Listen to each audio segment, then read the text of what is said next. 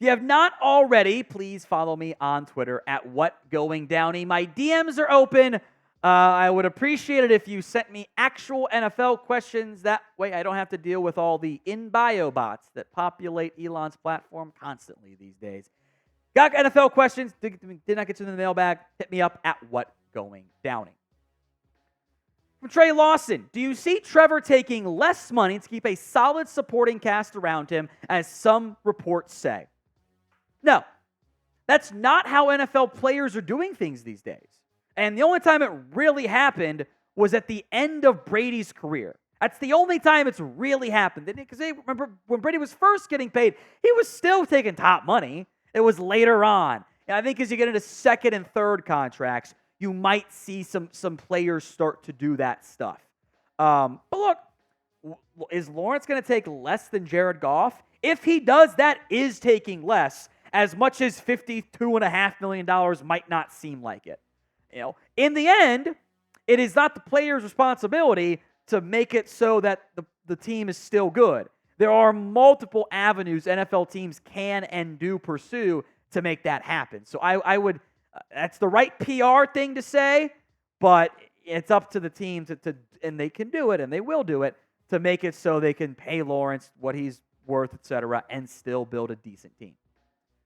Omar's burner. Tom, were you happy to see the rumor of CeeDee Lamb to Steelers? It's not going to happen. I get that Steelers fans want a receiver. I don't blame you. I would be trying to find one as well.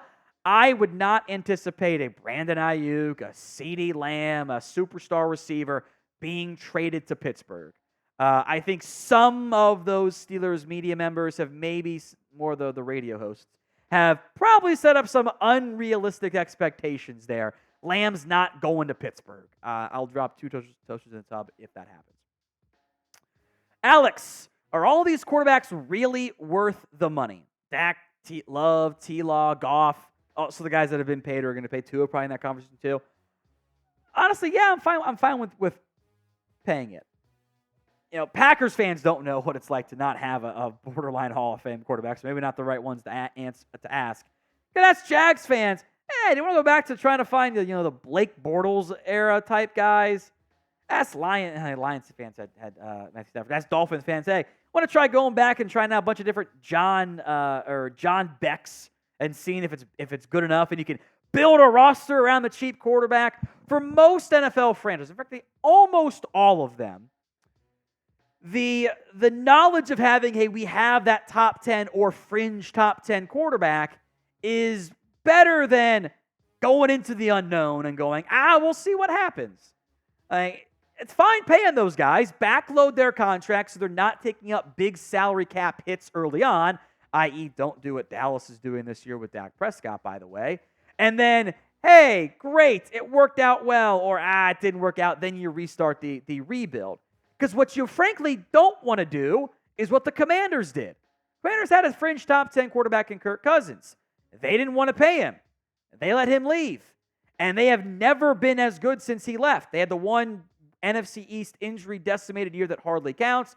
They've been shuffling through average at best quarterbacks, regimes getting fired left and right, and ownership getting replaced, which is kind of different. And then they're trying to, maybe Jaden Daniels will work. And they very well might. Had to tank out and get that whole staff fired to do that. That's not what the current staff wants to do. So I frankly am paying. I'm okay paying the market rate. Because if you do it early, it doesn't last very long as a top 10 highest paid quarterback.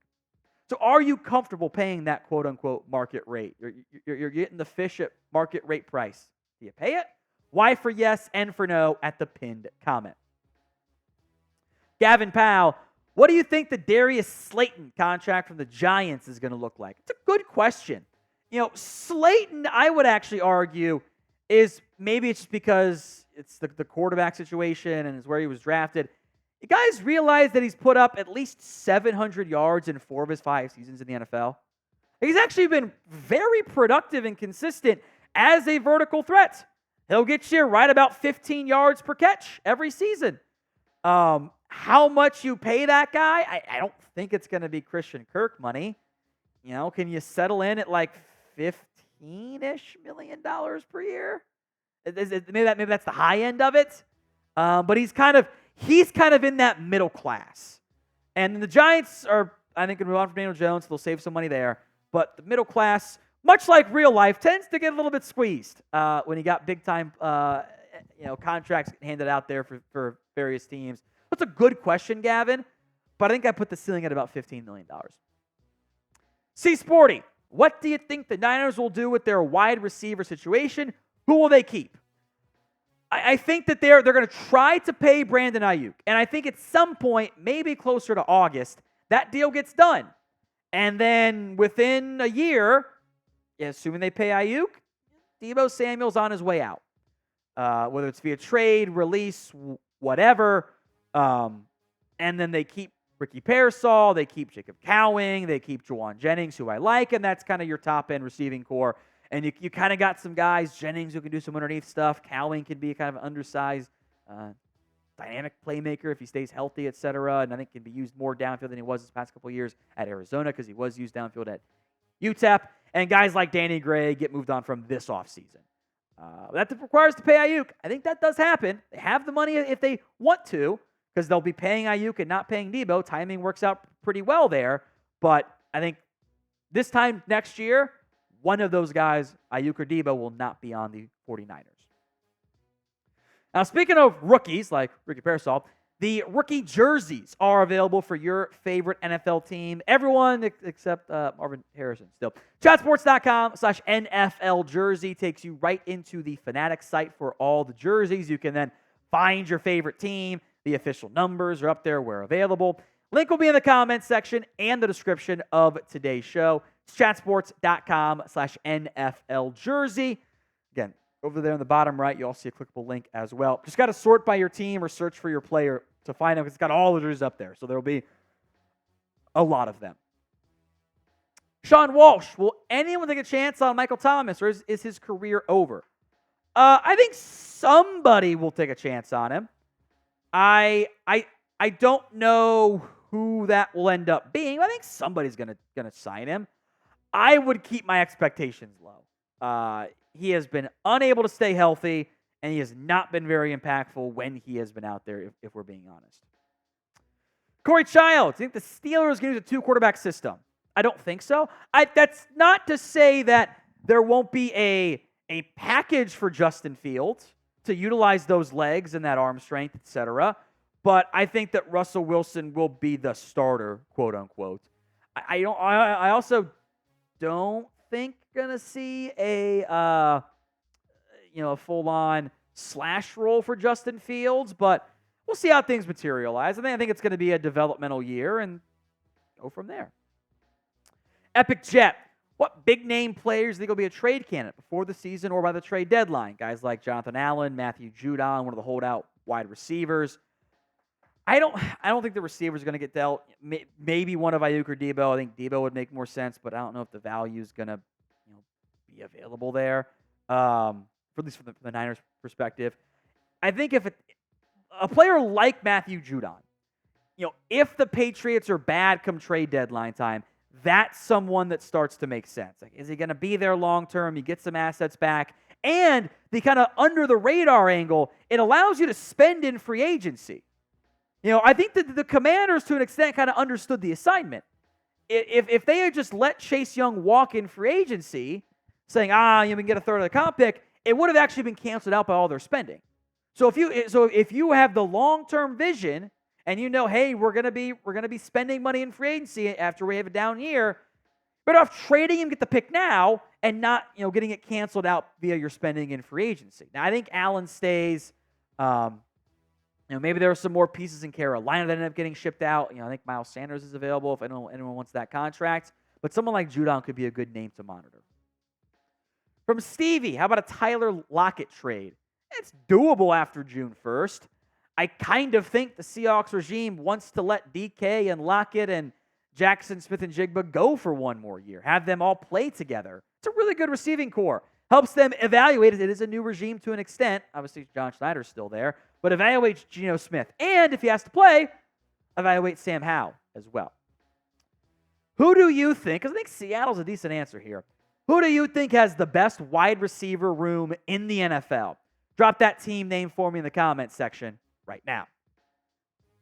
You mumble Dolphins over there, Chris? That's a good answer. My boy Malik Washington's great, by the way. That's why I had a top 80 grade on. Ethan, see the Chiefs making any more new moves this offseason? Yeah, putting Rashee Rice on the reserve suspended list. That's mean. Maybe probably more minor moves, like the big splashy move. I don't think so. But there'll be various, shuffling out back of your roster guys. I wouldn't anticipate another big addition. Christian, Cowboys, championship game this season. No, I have no faith in them. How can you? They didn't do anything to get better from where they ended the year. They only lost players and brought in an old linebacker and a washed back. Sorry, Zeke fans, I'm right deep down. If they get lucky, sure. If we're being honest, they have not had good playoff luck at all. But until this team actually does it, I don't know why anyone would actually have belief in them. Winning 10 games, going to the playoffs, sure, that's what they always do. Making it further than they have in 28 years, I have my doubts there. We'll have more NFL coverage for you, including these mailbags, right here on the channel. Hit that sub button, youtube.com/@chatsportstv. From Sean, did the chain gain hurt or help improve the game? Like everything, it depends on the implementation. It's done right, I think that could absolutely help. Put the really dialed in chips ball. There actually are chips in the ball, by the way, and on the shoulder pads, but they're not quite minute enough to figure out where it actually is from that big of a distance size there. They'll eventually make that move, but implement it properly. Don't rush into it. Gavin Powell, could the Giants trade for Budda Baker? I'd be a little bit surprised if the Giants didn't want to pay Xavier McKinney, or at least didn't pay Xavier McKinney, and then paid and traded and paid for, because in theory you're going to pay him, otherwise why trade for him early before the year begins, an older version after drafting Tyler Nubin in the second round this year. And by the way, Jason Pinnock, low-key, played really well for them last season. So I think no on that front. Mason, saw some need to think a Davante Adams trade should happen. Thoughts? To recap some of the pitches involved here involving Davante Adams, it's, hey, the Raiders are probably not going to be a playoff team this year, which is fair. The way his contract is structured, he's got a $44 million cap hit next year. They're not going to pay that. They got to do something now. They don't actually have to. You could simply restructure the contract, and wouldn't it make sense for a team, by the way, that as we look ahead to how it's probably going to pay out or look long-term over the salary cap when you're not really paying next to anything in cap for the quarterback, for a team that should have a significant amount of salary cap space coming up this time next year, they're going to have plenty of money to spend if they so choose. Wouldn't it make sense to kind of go all in to get your quarterback and then restructure or extend Davante Adams and have him in place? I think Adams' presence is not about a short-term thing for the Raiders. It's a long-term play, even though he is a little bit older. So no, I don't think an Adams trade happens. Plus, if he wanted out, it would have already happened. So name a player who you think ends up getting traded. Drop that player name for me in the comment section right now. Richard Iacocco, what right guards the Bears get for free agents if Nate Davis can just skip practice, if they trade him or cut him? That's a good question. Could you try like a Larry Borum there? I don't hate that idea. Maybe you just put Ryan Bates at right guard and let Coleman Shelton be your center. Don't hate that idea. It's not a great free agency group, so you're kind of thin on options there, if we're being honest. Mark, who wins the quarterback battle in New England? I would not be surprised if Jacoby Brissett starts week 1. I think the Patriots are taking a longer-term view of this, and they're not going to force Drake May into the starting role. I would be shocked if probably after the bye, or minimum by the end of the year, if Drake May's not starting.